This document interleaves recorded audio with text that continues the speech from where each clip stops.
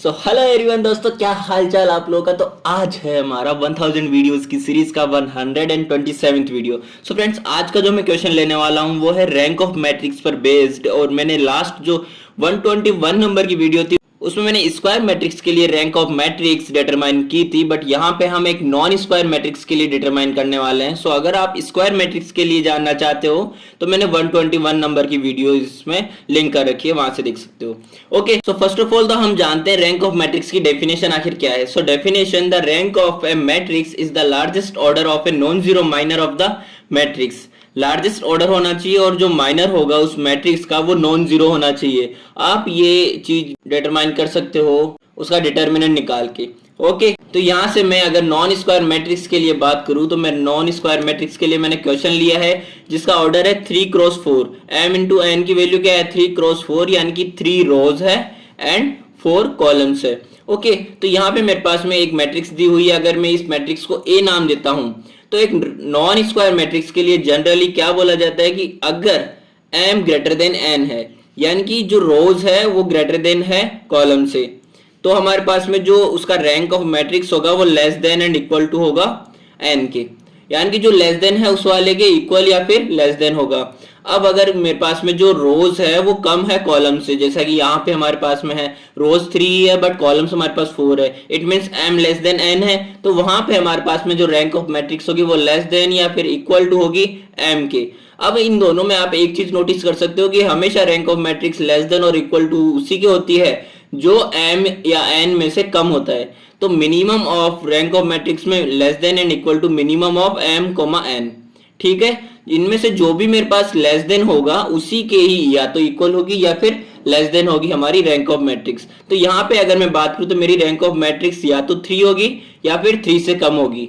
Okay, तो यहाँ पे हमने बात कर ली है 3x4 के लिए भी कि यहाँ पे या तो ये 3 होगी या फिर 3 से लेस देन होगी। सो फाइनली अब चलते हैं हमारे क्वेश्चन पे। क्वेश्चन हमारे पास में हमने लिख दिया है 3x4 की एक मैट्रिक्स ए, जहां पे मैं इसको नॉर्मल या फिर कैनोनिकल फॉर्म में कन्वर्ट करके आज इसकी रैंक ऑफ मैट्रिक्स जो है डिटरमाइन करने वाला हूं। सो फर्स्ट मेरे को एलिमेंट्री ऑपरेशन लगाना है इसको कन्वर्ट करने के लिए।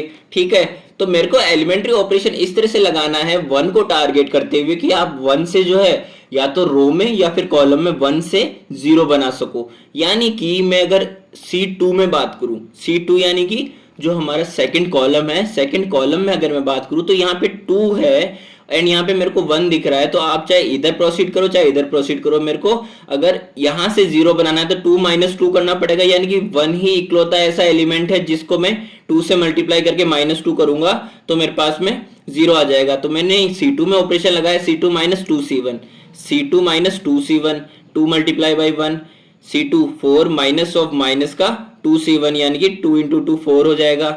C2 - 2C1 0 - 2 × 1 हो जाएगा। तो यहाँ पे मेरे पास में ये वैल्यूज आ जाएगी सॉल्व करने के बाद में।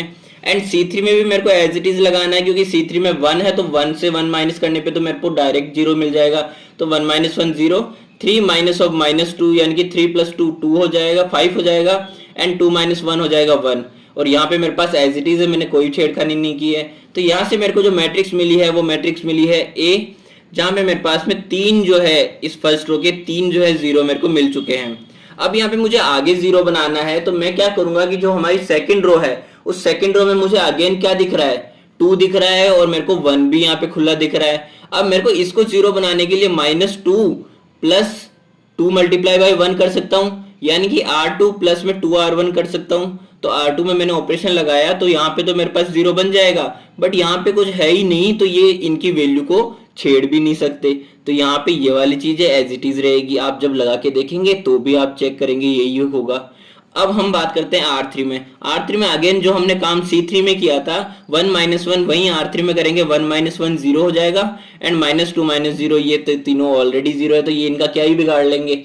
ठीक है, तो यहाँ पे ये वैल्यूज मेरे पास एज इट इज रह जाएगी। अब मेरे को जो मैट्रिक्स मिली है इस मैट्रिक्स में मैंने जो हमारा C2 है, C2 में इसको सिंप्लीफाई करने के लिए जस्ट बिकॉज यहाँ पे 0 है तो हमने यहाँ पे सिंप्लीफाई करने के लिए 1/8 से डिवाइड किया है।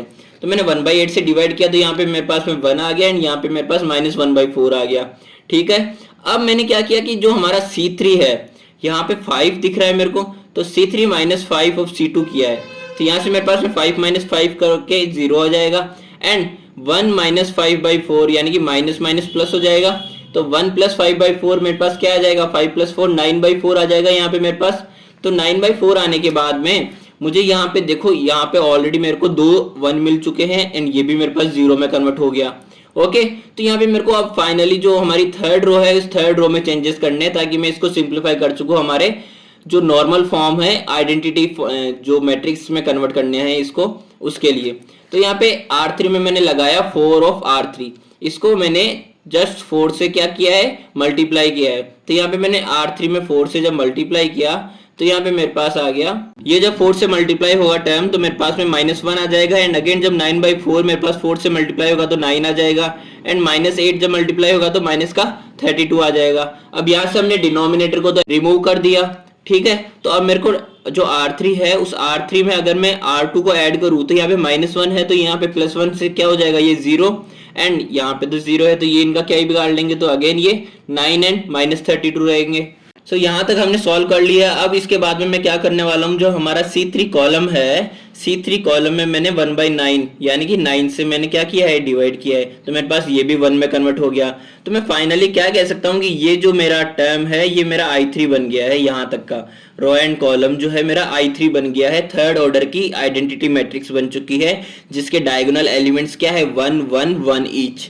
ओके, अब यहाँ पे मैंने -32 को रिमूव करने के लिए C4 में लगाया है operation, C4 plus 32 C3, C4 plus 32 C3। C3 को इसलिए यूज लिया क्योंकि यहाँ पे जो 2 0 है, इन 2 0 से 2 0 का क्या ही बिगड़ेगा। तो यहाँ पे मेरे को जो डिटरमाइन करना है, जो वैल्यू मेरे को, वो मेरे पास में 0 ऑलरेडी आ जाएगी इससे।